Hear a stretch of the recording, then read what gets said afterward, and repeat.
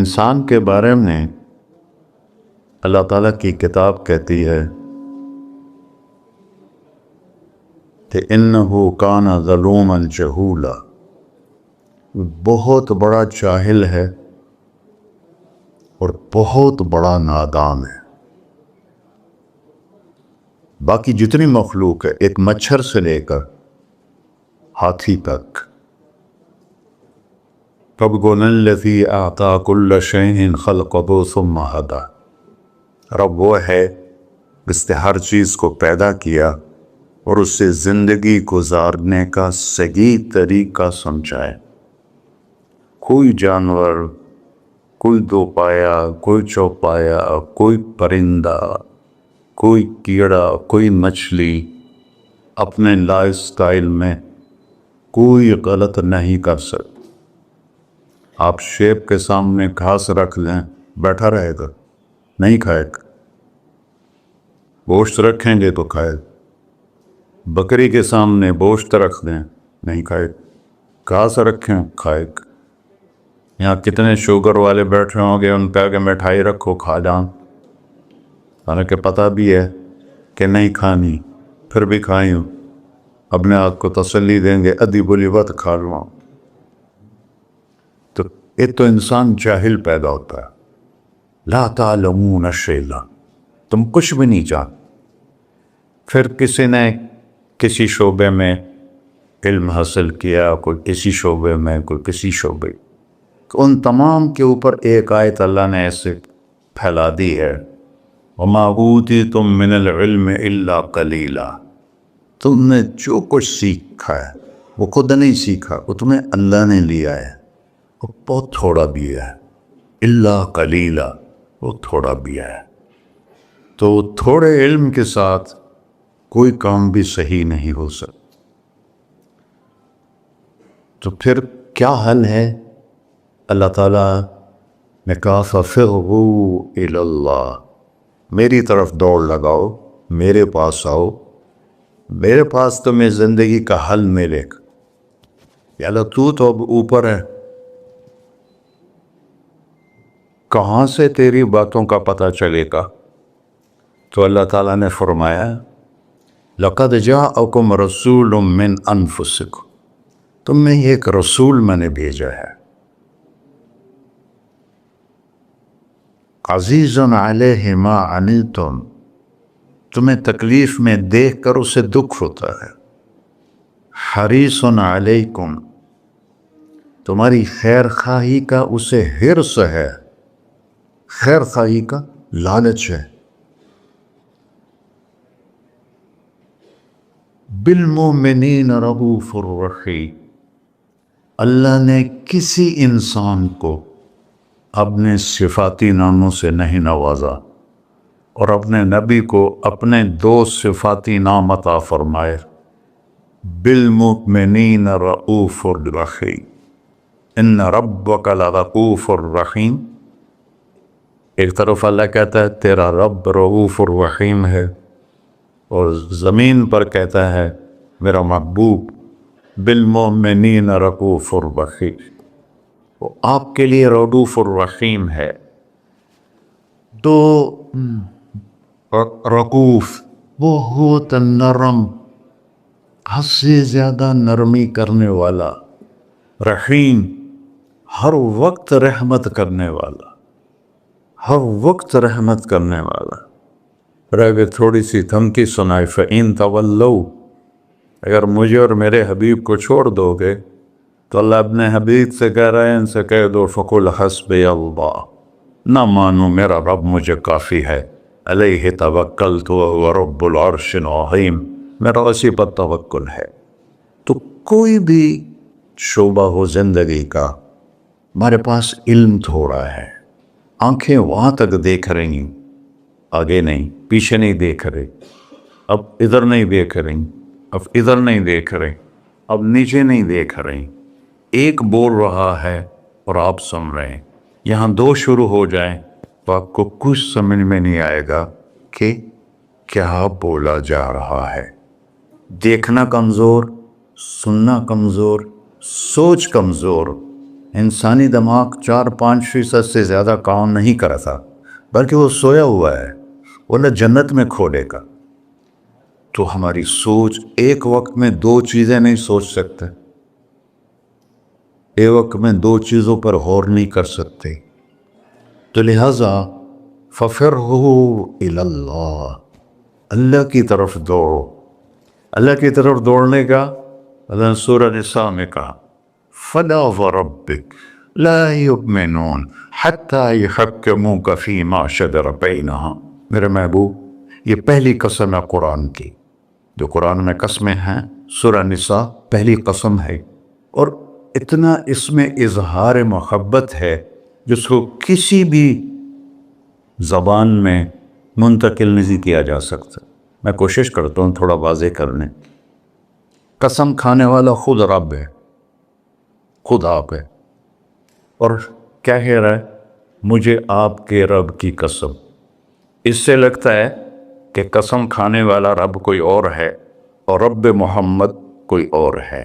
عربی میں جب اظہار محبت کو پیک پہ پہنچایا جائے، جس کے آگے اوپر کوئی چوٹی نہ ہو ہمالیہ کی طرح، تو وہاں یہ تکلم کا سلیقہ اور طریقہ ہوتا ہے جس کو اللہ نے صرف اپنے حبیب کے لیے استعمال کیا۔ فَلَا وَرَبِّكَ، مجھے آپ کے رب کی قسم۔ سبحان، نہیں، میں اس کو جو محسوس کر رہا ہوں وہ میں آپ کو بتا نہیں سکتا ہوں۔ جب اللہ نے مجھے عربی پڑھنے کی توفیق نصیب فرمائی، کہاں گورنمنٹ کالج اور کہاں گانا بجانا، کہاں اللہ نے راستہ موڑ دی، تو یہاں اتنا اظہار محبت ہے جس کو سمیٹا نہیں جا سکتا۔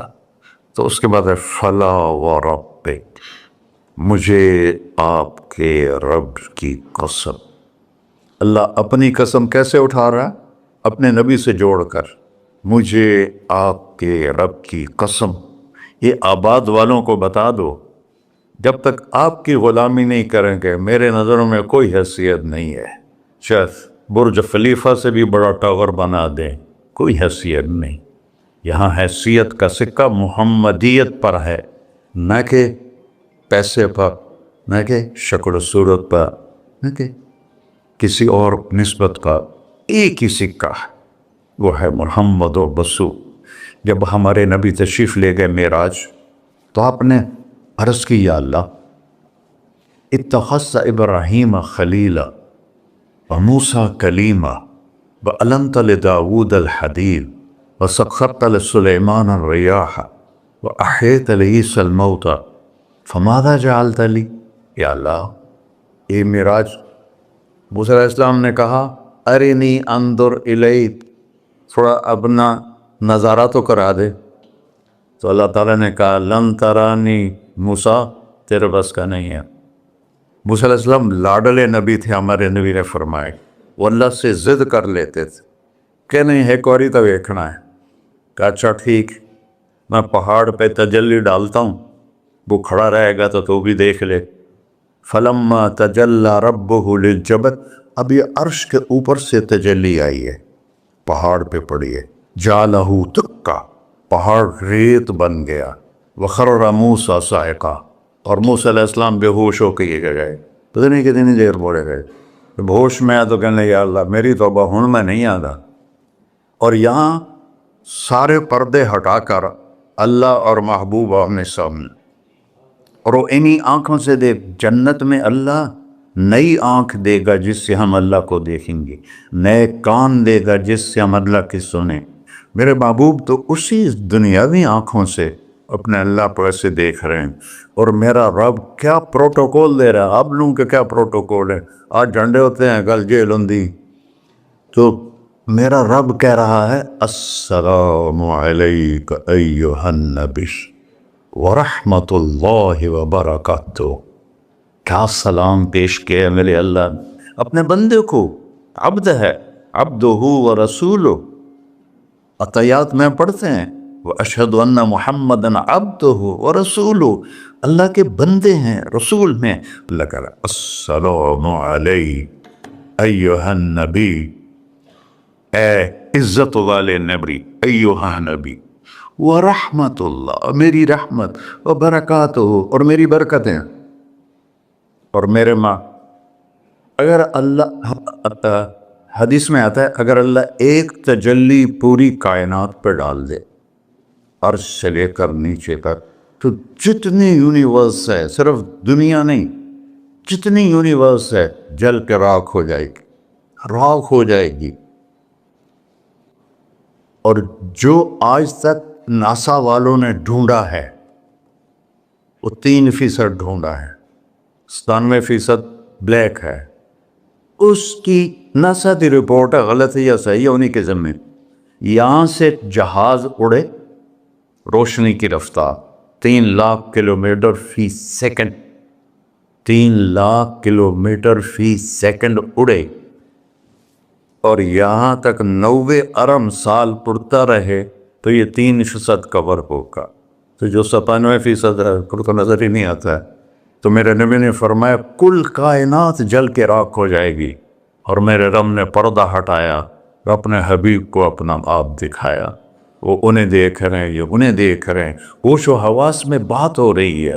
اتنی بڑی ہستی کو چھوڑ کر آپ لوگ یا میں کیسے صحیح راستے پہ چل سکتے ہیں؟ جن کا علم کی انتہا ہے اللہ، اور جس نے اللہ کو دیکھ لیا ہو اس کے علم کو کوئی پہنچ سکتا ہے؟ پھر آپ نے فرمایا جیسے میں آگے دیکھتا ہوں میں پیچھے بھی دیکھتا ہوں. اللہ مجھے پیچھے بھی دکھا تھا، آگے بھی دکھا تھا. آپ نماز پڑھا رہے تھے، نماز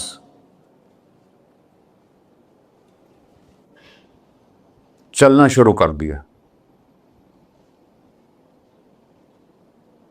چلتے چلتے چلتے دیوار کے ساتھ کھڑے ہو. آپ کے زمانے میں محراب نہیں ہوتا تھا. محراب اور مینار یہ دو چیزیں حضرت عمر بن عبدالعزیز نے اضافہ کی. کھڑے رہے پھر پیچھے ہٹنا شروع کیا، اور مصلی کے کنارے پر جا کر کھڑے ہو گئے. اب سارے صحابہ پریشان کہ ایک ہی ہو گیا، پہلے سے کبھی ہویا نہیں. تو جب آپ نے سلام پھیرا کہ یا رسول اللہ، یہ آپ نے کیا کیا نماز کے اندر؟ ہماری تو سمجھ سے باہر ہے. آپ نے کہا جب میں آگے بڑھا تو مجھے جنت نظر آ رہی تھی، اور اس کے انگوروں کے گچھے اس کی دیواروں کے باہر نظر آ رہے تھے. ان کو دیکھ کے میں آگے چلے. اور جنت کہاں ہے؟ 7ویں آسمان پہ فاؤنڈیشن، بغیر لوہے، بغیر بجری کی، بغیر سیمنٹ کے، بغیر یہ اینٹوں کے، اللہ کے امر کی فاؤنڈیشن ہے، اور اس کی چھت اللہ کا عرش ہے. اور پھر وہ 7ویں آسمان سے ادھر بھی باہر نکلی ہوئی ہے، جیسے اب لنڈر ڈالتے ہیں، ادھر بھی باہر نکلی ہوئی ہے، ادھر بھی باہر نکلی ہوئی ہے. اور اس دنیا کو جتنا بھی آپ آباد کر لو یہ ہو بھی تو نہیں، نہ مٹنا تو ہے اس نے، کہ اس کو بنانے والے نے آبادی کے لیے بنایا ہی نہیں ہے. ہاں چند دن کے لیے آئے ہیں تو اپنی ضرورتوں کو اللہ رسول کی منشا کے مطابق پورا کریں اور جائیں اپنے گھر.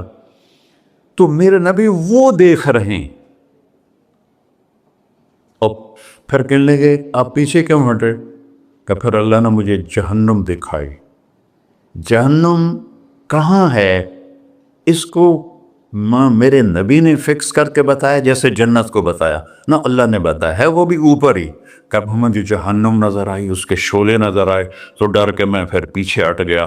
اب بتاؤ جو اتنی بڑی آنکھ رکھتا ہو، آپ اس کی بات کو نہ مانیں اور بازار کی بات مانیں تو ہم سے بڑا کوئی بیوقوف ہے؟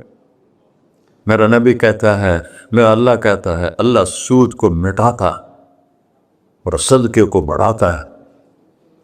آج کے سب تاجروں کا ذہن ہے بینکوں کے بغیر ہم کام کیسے کریں. تو میں ایک حدیث بیان کر رہا تھا کہ یا اللہ میرے لیے کیا ہے؟ تو اللہ تعالیٰ نے فرمایا آپ کے لیے وہ ہے کسی کے لیے. اولیس قد اعطیتک افضل من ذلک کلہ، میرے محبوب آپ کو تو میں نے وہ دیا ہے جو کسی کو بھی نہیں دیا. یا اللہ کیا دیا ہے؟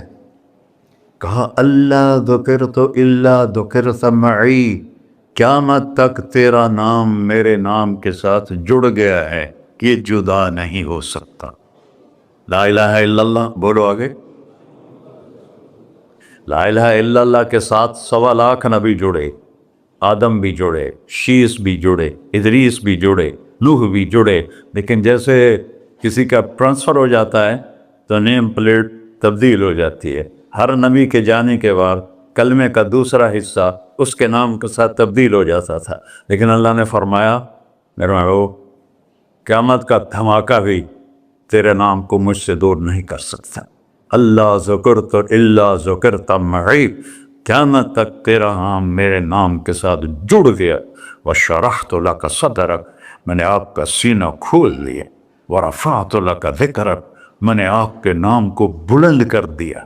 وجعلتک فاتحا وخاتما. یہ دو عجیب صفتے ہیں. اب لوگ پہلے آئے ہیں، میں بعد میں آیا. اب میں پہلے کہلا سکتا ہوں؟ میں تو پہلے آیا نہیں، میں تو بعد میں آیا. اور کچھ لوگ میرے بھی بعد آئے ہیں. جو پہلے آئے ہیں وہ بعد میں نہیں کہلائے جا سکتے، جو بعد میں آئے ہیں وہ پہلے نہیں کہلا سکتے. اور میرا رب کہہ رہا ہے جعلتک فاتحا، ابتدا کرنے والا بھی تو ہے، وخاتما، اور انتہا کرنے والا بھی تو ہے میرے محبوب.